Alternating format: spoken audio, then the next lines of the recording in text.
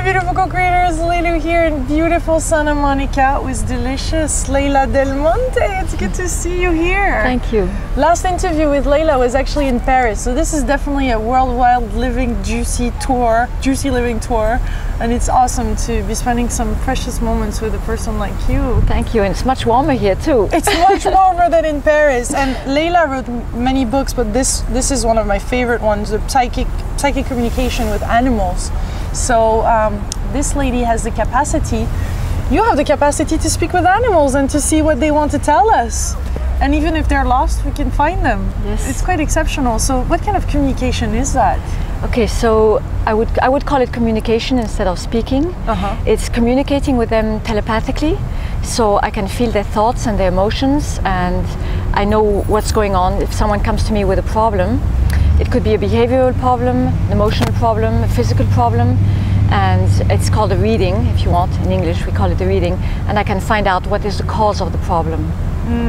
So do you find that animals have similar problems and they're a little bit as human beings? Perturbés, as we say in French? Perturbés? Well, they definitely absorb a lot of our problems. So a lot of behavioral problems in animals have to really have to do with people. Yeah. So a lot of cases that are described in the book, for example, an aggressive horse or peeing cat, a cat that's peeing all over the house, or a dog that's destroying the house, many times has to do with something linked with the person they live with.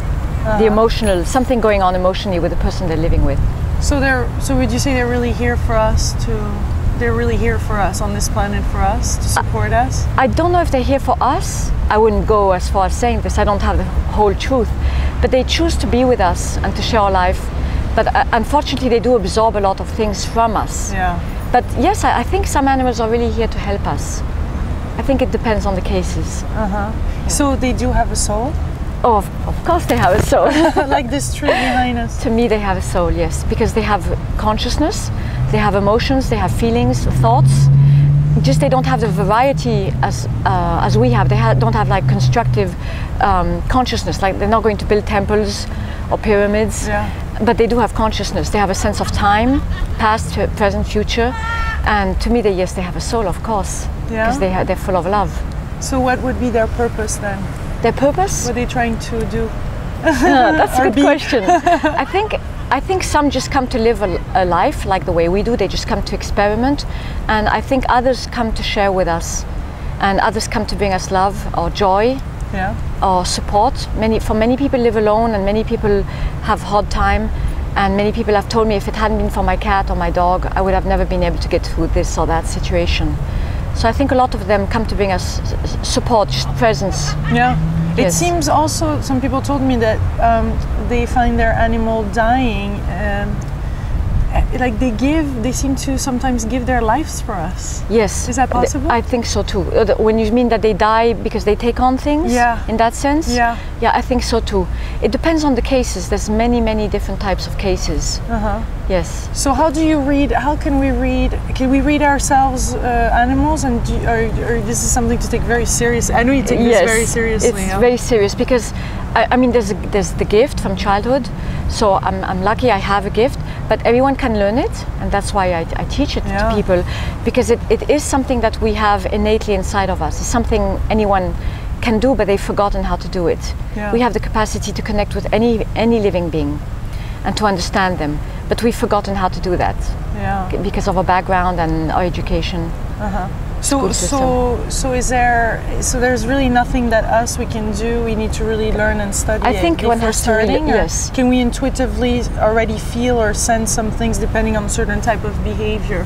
Yes, some people feel intuitively. A lot of people have very strong intuition, but to really do this, to understand the depth of a problem and the root cause, it's better to really do it seriously, because it's a big responsibility. So what do most people call you for? Many, as far as the communication, we'll talk about the healing later, but as far as the communication, it's really when they have problems with their animals. So, for example, just at lunchtime now, I had a horse was aggressive. A horse? Yes, biting her and aggressive and all that stuff. And the horse didn't do that before? She doesn't know because she doesn't know the past of the horse.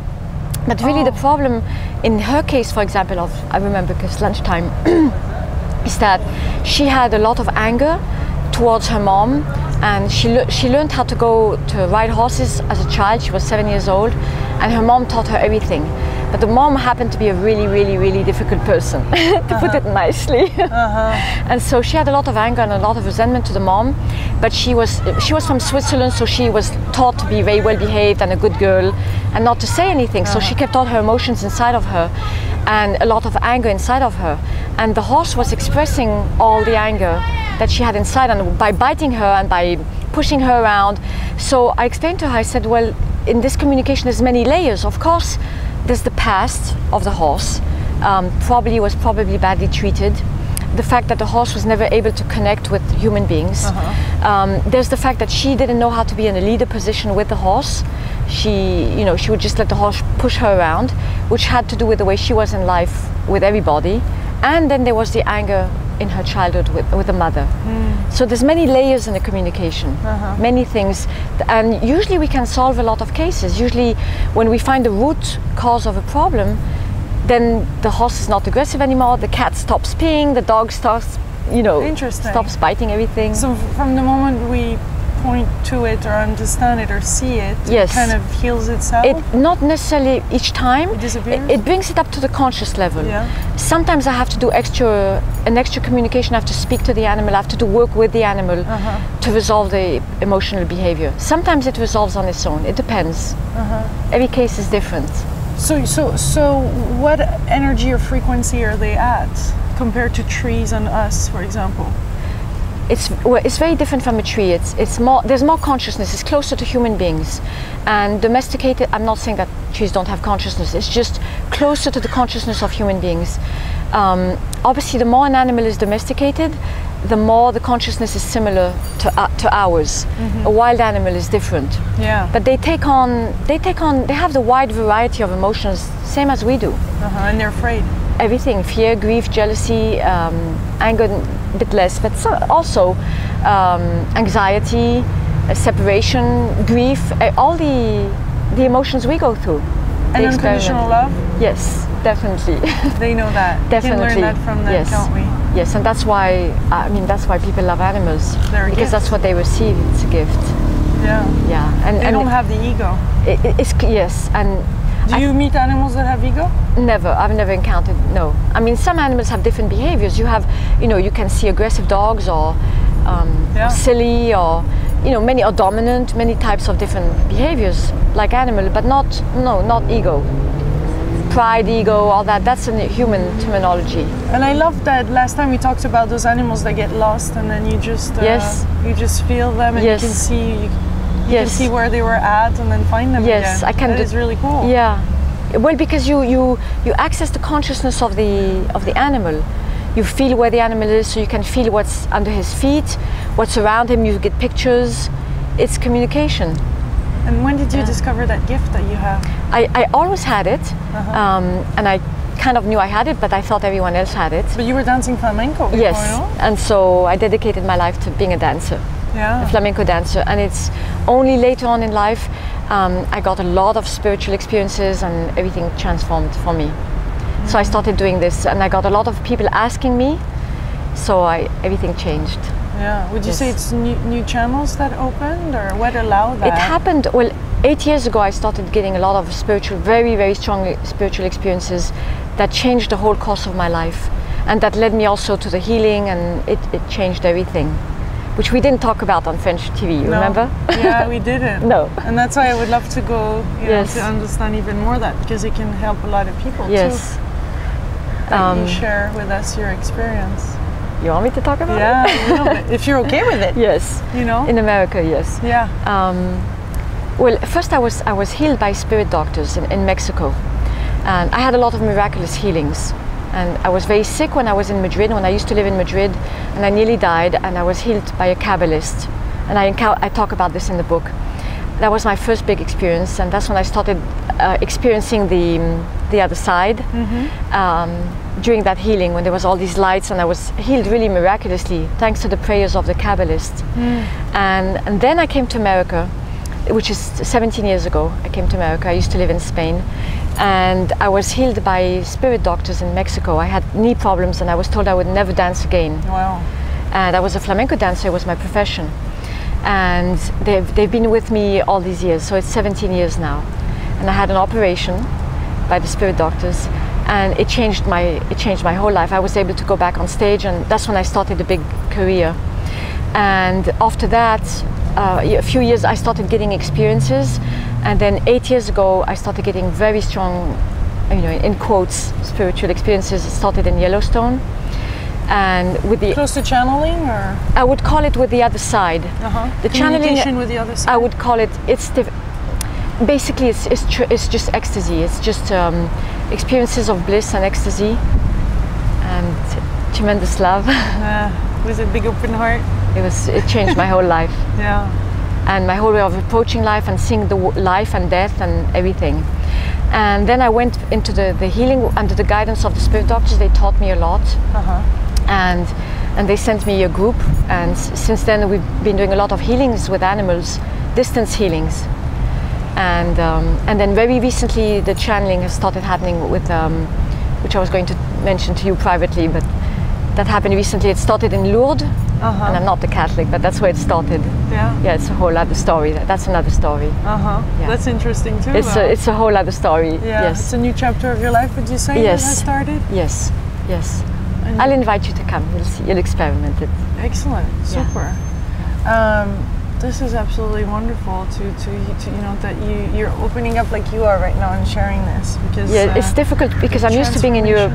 Yeah, and I think we can allow. It's true in English. We can allow ourselves a new level of talking about this. Well, I trust you. Yes, you can. And I'm in Europe. 100%. I'm not in Europe, yeah. So I can speak, because over there I keep my mouth shut. I don't say anything. Yeah. But I'm very well known for the healing, but it's underground. Everything's underground. Yeah. We don't talk about it openly. Yeah, but it's time now, and people really, want it and want to hear that, and it's to share it. It opens up so many other channels and doors for others. Yeah, in America you can. In France it's better not to. No, here, we on this channel on the Juicy Tour we speak about all that. Yes, I mean, but from it's very angels open. To spirit world to But there's a lot of amazing people in America, and people who, and they can talk, and people who a lot of my learning has happened in America. Yeah. Yes. Yeah. And I really appreciate that. In Europe it's different. In Europe it's more like you give the message and you share, but you don't really go into those. Little by little, I raise consciousness with the teaching, little by little. So how do you live life now? How which way are you talking? How do you see life, and how do you experience life? Okay, that's a nice question, because actually right now it's really guided by spirit. With everything that's happened, I had to let go of a lot of things, and specifically willpower. That I developed very much as a dancer. You have to have willpower when you're a dancer. If not, you can't dance. And you have to have a certain amount of ego to dance. You have to. If not, you don't survive. And I still have to do it. Shed it, and just let yourself be guided all the time by spirit. With a big S. Yeah. So would you say that you move from the mind to the heart, and you're living from the heart now? I wouldn't say the mind, but I would say I move from the will, which maybe you would want to call that mind, to the heart, or to just listening to what I'm being told, and to them. Can you share your perspective on the power of prayers? Yes. I mean, I think this is nothing I say is the truth. It's just an opinion based on my experiences. There is no absolute truth. I think prayers for everyone is different. Some people, they need to pray from words with a book. Other people can walk in nature and pray and connect. And I used to when I used to dance, I used to feel I was praying. I used to dance for the moon, and even on stage I used to feel I was praying. But for me, prayer specifically now at this point in my life, which I'm not saying is the truth, is connecting with the, we'll call it the other side, because I don't know what word to use, but there's this incredible love. And there's no words to describe it really. Every word I'm going to use is just not the right word. Yeah, but it's limiting. There's just no word. It's this incredible love and this immense potential, this immense opening, And when you just connect with that, you're guided and you hear things, and the healings. Sure, is the mic still there? Yes. And that's how the healings can happen. It's through them, the healings. They don't. I'm just a channel. Yeah. That's how everything happens. But it's healings on our level. It's healing animals, but it's also everything in my life. Everything. So it has a lot to do with surrendering, huh? It's very difficult. Very, very difficult. And for me, it was very difficult to do that. Even though I had all the near-death experiences and the miraculous healings, I've had a lot of miracles in my life happening to me on my body. You had a lot of proof. I had a lot of proof, but I'm like, you know, when they walked in the desert, you know, the Hebrews in the desert, and they kept wanting proof, that's the way I was. And complaining a lot, I complain. But yeah, surrendering, it's not easy. No. No, it's not easy. And you can experience the most amazing, incredible bliss and love. But you know, when it happens in the middle of the night. It's like some surreal experience. But then on a daily basis, it's when you're confronted with daily life and people and situations, you have to bring it back in. It's not so easy. Yeah. No, you have to do it. It's work. It's work. It's work. And it's well worth it. It's worth it. Yeah. And with so much fulfillment and juiciness. Juiciness. What is for you living a juicy life? Since we're on the juicy tour. I like that word. You know what? It makes me think of those big fruits that they have in Hawaii that I love. That's what it makes me think of. Juicy life is, I don't know. I don't know what it means to you, but to me it would mean to the fullest of the abundance possible of experiencing everything to its fullest. And the most amount of love you can get out of life, I think. And I've had a good share of it. It's never enough. But I've had abundance, miracles, I mean a lot of miracles. That to me is juicy. Yeah, that's juicy. Yeah, it's the nectar of the fruit. That's the real thing. Well, then you're certainly juicy. Thank you, my beautiful You're Laila. welcome. You're welcome. You're awesome. Thank you.